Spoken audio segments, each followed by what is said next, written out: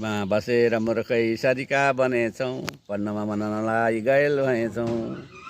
के गरौँ आज पछितो पनि लाग्छ साह्रै, चटक्क छोडी हिँड्नै पनि लाग्छ गाह्रै। माता पिता पढ्न जा पनि भनिदिँदैनन्, जान्छु म पढ्न भन्दा पनि सुनिदिँदैनन्।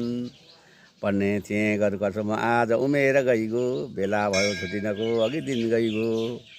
पढ्न पो थालौँ त म भने बितिगयो उमेर, छुट्टेर जा भनी राख्छन् फेर थुनेर।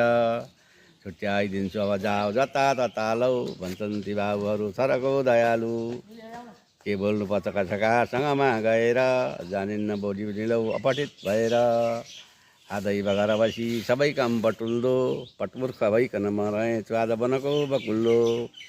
पढ्ने जगतदेखि भएँ विरक्त, पटमुर्ख भइकन रहेछु म आज बँधेर ठिक्क।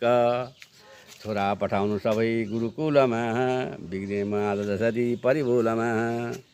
फिक्री भई जसरी हाई आज मलाई, फिक्री नपार लौ यिन पुत्रलाई।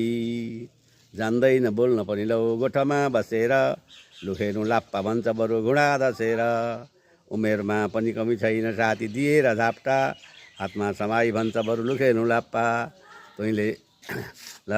तुइले पछार्छ मलाई भनी दिन्छ झाप्टा, यस्तै गरी राख्छन् पुत्र गोठमा। कच्चा बुद्धि सबको किन लो निलोकमा।